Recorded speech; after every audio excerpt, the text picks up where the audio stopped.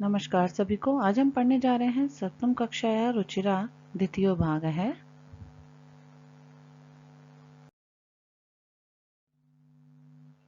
कक्षा 7 रुचिरा भाग 2 पाठ संख्या 15 लालन गीतम अर्थात लाड़ दुलार का प्यार का यह गीत है। इस गीत के माध्यम से प्राकृतिक सुंदरता का वर्णन, इस प्रकृति की अनुपम सुंदरता का वर्णन किया गया है। तो आइए इस वीडियो के माध्यम से हम इस पाठ का हिंदी अनुवाद करते हैं। सर्वप्रथम हम इस पाठ का सस्वर वाचन करेंगे। पाठ का सस्वर वाचन कुछ इस प्रकार है। उदिते सूर्ये धरणि विहसति पक्षी कूजति कमलम विकसति नदति मंदिरे उच्चै ढक्का सरितः सलिले सेलति नौका पुष्पे पुष्पे नानारंगा तेषु डयन्ते चित्रपतंगा वृक्षे वृक्षे नूतनपत्रं विविधै वर्णे विभाति चित्रम् धेनुः प्रातर्यच्छति दुग्धं शुद्धं स्वच्छं मधुरं स्निग्धम् गहने विपिने व्याघ्रो गर्जति उच्चैस्तत्र च सिंहः नर्दति हरिणोऽयं खादति नवघासं सर्वत्र च पश्यति सविलासम् उष्ट्रः तुङ्गः मन्दं गच्छति पृष्ठे प्रचुरं भारं निवहति घोटकराज क्षिप्रं धावति धावन समये किमपि न खादति पश्यत भलुकम् इमं करालं नृत्यति यथथै कुरु करतालम् उदिते सूर्ये धरणि विहसति पक्षी कूजति कमलम विकसति। तो इस प्रकार श्री संपदान मिश्र के द्वारा रचित यह पाठ है जिसका हमने स्वस्वर वाचन किया। आइए अब इस पाठ के प्रत्येक श्लोक का अनुवाद हम देखते हैं। उदिते सूर्य धरणि विहसति पक्षी कूजति कमलम विकसति। यहाँ पर कहने का तात्पर्य है कि उदिते सूर्य, सूर्य उदित होता है कि जब सूर्य उदय होता है तब धरणि विहसति, यह पृथ्वी जो है वो मुस्कुराती है, हंसने लगती है। पक्षी कूजति, चारों ओर पक्षी कुंजन करने लगते हैं, गाना गाने लगते हैं। और कमलम विकसति, फूल जो हैं वो कमल के वो विकसित हो जाते हैं। ठीक है, तो यहाँ हम इसमें जो क्रियापद आए हैं वो है विसति, विहसति मुस्कुराती है, कुजति गाते हैं और विकसति खेलते हैं, उदये उदय होने पर, और शब्दार्थ में सूर्य अर्थात सूर्य। तो आइए कुछ प्रश्न जो यहाँ से बनते हैं वो हम देखते हैं। का विहसति, कौन हंसती है? तो धरणी विहसति, पृथ्वी हंसती है। कह कूजति, कौन गाता है? पक्षी कूजति, पक्षी गाते हैं। किम विकसति, क्या खिलता है? कमलम विकसति, कमल खिलता है। तो इस प्रकार प्रातःकाल की शोभा का वर्णन है कि जब सूर्य उदय होता है तो पृथ्वी हंसने लगती है, पक्षी कूजने लगते हैं और कमल खिल जाते हैं। नदती मंदिरे उच्चै ढक्का सरितः सलिले सेलति नौका। मंदिरे उच्चै ढक्का नदती, कि मंदिर में जोर जोर से ढोल बजने लगते हैं, कि प्रातः वंदना होने लगती है मंदिरों में और ढोल बजने लगते हैं। सरितः सलिले सेलति नौका, और जो नदियां हैं उनके पानी में नाव तैरने लगती हैं, तैरा दी जाती हैं। कि जब प्रातःकाल का समय होता है तो मंदिर में तो घंटे बजने लगते हैं और नाव के जो नाविक हैं वो अपने नावों को जो नदी में तैराते हैं। तो क्रियापद आए हैं नदती बजता है, सैलती तैरती है। शब्दार्थ इसमें आए हैं मंदिरे मंदिर में, सरितः नदी के, नौका नाव, ढक्का अर्थात ढोल, सेलती जल में, उच्चई जोर से। कुछ प्रश्न बनते हैं। ढक्का कुत्र नदती, ढोल कहाँ बजते हैं? ढक्का मंदिरे नदती, ढोल मंदिर में बजते हैं। सरितः सलिले क्या सेलती, नदी के पानी में क्या तैरती हैं? सलिले नौका सेलती, तो नदी के पानी में नावें तैरती हैं।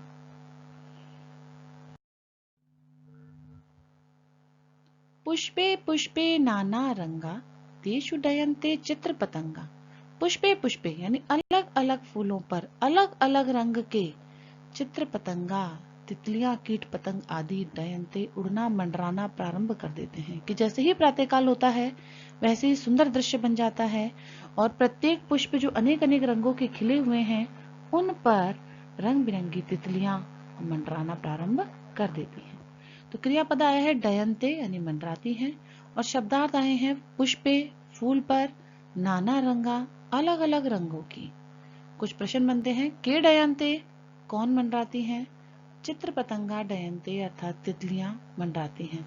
केशु चित्र पतंगा डयन्ते ये तितलियां किन पर मंडराती हैं, तेषु पुष्पेशु चित्र पतंगा डयन्ते उन फूलों पर तितलियां मंडराती हैं जो अनेक रंगों के हैं।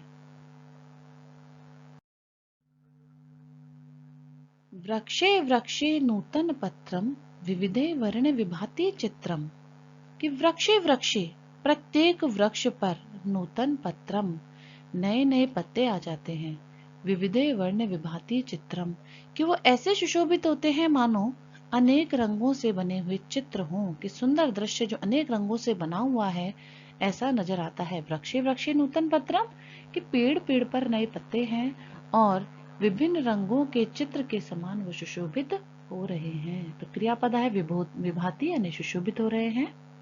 शब्दार्थ वृक्षे पेड़ पर, नूतन पत्रम नए पत्ते, विविधई अनेक, वर्णे रंगों से।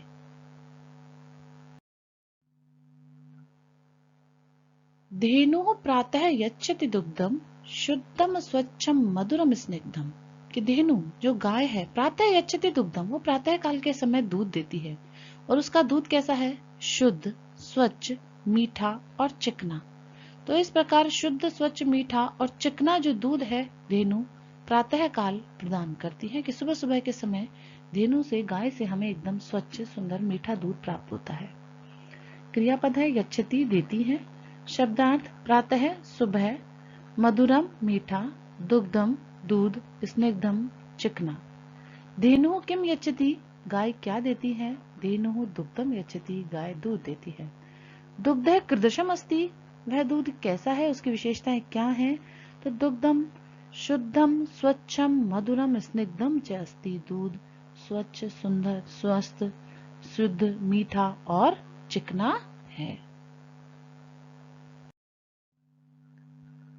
गहने विपिने व्याघ्रः गर्जति उच्चैस्तत्र च सिंहः नर्दति।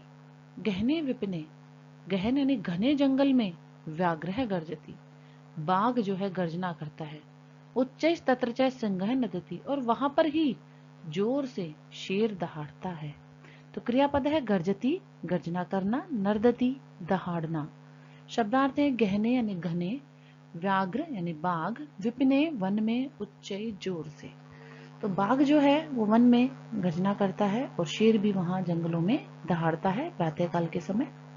तो व्याघ्र कुत्र गर्जती व्याघ्र कहाँ गर्जना करता है, उत्तर है व्याघ्र है गहने विपिने गर्जती बाघ घने जंगल में गर्जना करता है। कै नर्दती कौन दहाड़ता है, उत्तर है सिंह नर्दती शेर दहाड़ता है। हरिणो अयम खादती नवघासम सर्वत्र च पश्यति स विलासम। हरिणो अयम कि यह सुंदर हिरण खादती नवघासम नई नई घास खाता है, सर्वत्र च पश्यति स विलासम और चारों ओर, सर्वत्र यानी चारों ओर, स विलासम विलास पूर्वक पश्यति देखता है कि प्रातः काल के समय हिरण भी नई नई घास खाता है और अपने विलासपूर्ण नेत्रों से चारों ओर देखता है। तो क्रियापद यहाँ पर आए हैं खादती खाता है और पश्यति देखता है। शब्दार्थ है हरिण यानी मृग, नवघासम नई घास, विलास पूर्वकम सविलासम, अयम यह है सर्वत्र सभी स्थान पर। कुछ प्रश्न है नवघासम कह खादती नई घास को कौन खाता है, नवघासम हरिण खादती नई घास को हिरण खाता है। सह विलासम कह पश्यति विलास पूर्वक नेत्रों से कौन देखता है, तो विलासम हरिणम पश्यति हरिण पश्यति विलास युक्त नेत्रों से हिरण या मृग देखता है। उष्ट्रः तुंगः मंदम गच्छति पृष्ठे प्रचुरम भारम निवहति। उष्ट्रः तुंगम की जो ऊंचा ऊंट है, मंदम गच्छति वो भी धीरे धीरे चलता है, पृष्ठे प्रचुरम भारम निवहति और अपनी पीठ पर बहुत सारा भार वहन करता है। कि ऊंट भी प्रातः काल ही अपने कार्यों में लग जाता है, उसकी पीठ पर बोझ डाल दिया जाता है और वो धीरे धीरे आगे बढ़ना चलना प्रारंभ करता है। तो क्रियापद है गच्छति जाना, निवहति यानी ढोता है। शब्दार्थ उष्ट्र है ऊंट, मंदम धीरे धीरे, प्रचुरम पर्याप्त मात्रा में, तुंगः ऊंचा, पृष्ठे पीठ पर, भारम भार। मंदः कह गच्छति धीरे धीरे कौन जाता है? मंदः उष्ट्रः गच्छति धीरे धीरे ऊंट चलता है। भारम कुत्र निवहति भार कहाँ पर ढोता है ऊंट? तो भारम पृष्ठे निवहति अपनी पीठ पर ढोकर चलता है। तो प्रातःकाल के समय ऊंट भी क्रियाशील हो जाते हैं और अपने कार्यों में लग जाते हैं। सभी जानवर पशु पक्षी निरंतर अपने कार्यों में लग रहे हैं और वो क्रियाशील हो रहे हैं। घोटक राजः क्षिप्रम धावति धावन समये किमपि न खादति। घोटक राज अर्थात घोड़ा क्षिप्रम धावति बड़ी तेजी से दौड़ता है, धावन समय किम न खादति और दौड़ते समय वो कुछ नहीं खाता। कितनी तेजी से दौड़ता है कि दौड़ते दौड़ते वो कुछ नहीं खाता। तो प्रातःकाल घोड़ा भी दौड़ना प्रारंभ कर देता है, अपने कर्मों को करना, अपने कार्यों में लग जाता है। क्रियापद धावती दौड़ता है, खादती खाता है। शब्दार्थ है घोटक राज घोड़ा, क्षिप्रम जल्दी जल्दी, धावन समय धावन के यानी दौड़ने के समय, किमपि कुछ भी। तो क्षिप्रम कह धावती जल्दी जल्दी कौन दौड़ता है? क्षिप्रम घोटक राजा धावती जल्दी जल्दी घोड़ा दौड़ता है। कह धावन समय किमपि न खादति कौन है जो दौड़ते समय कुछ नहीं खाता? तो घोटक राजा धावन समय किमपि न खादति घोड़ा दौड़ते हुए कुछ नहीं खाता है। पश्यत बलुकम इमं करालम नृत्यति यतते कुरु करतालम। देखो इस भालू को भी देखो, जो करालम दिखने में तो बड़ा भयंकर है, लेकिन नृत्यति यतते कुरु करतालम देखे तालियां बजा बजा कर नृत्य कर रहा है। और नृत्यति यततम कुरु करतालम, और आप लोग भी यह जब नाचता है तो तालियों को बजाओ, मतलब लोग भी इसको देखकर ताली बजाते हैं। क्रियापद पश्यत देखो, नृत्यति नाचता है, भल्लुकम भालू को, इमम इसको, करालम भयानक और करतालम ताली। कि भालू जो है वो ताली बजा बजा कर नाच रहा है और हम सभी भी या तुम भी तालियां बजाओ। ये दिखने में भयंकर भालू भी प्रातःकाल होते ही नृत्य करना, आनंद से रहना प्रारंभ करता है। तो इस प्रकार इस पाठ में प्रातःकाल के लिए कहा गया है। प्रत्येक व्यक्ति, प्रत्येक जानवर, हर कोई प्रातःकाल के समय में कर्मठ हो जाता है, निरंतर अपने कार्यों में लग जाता है।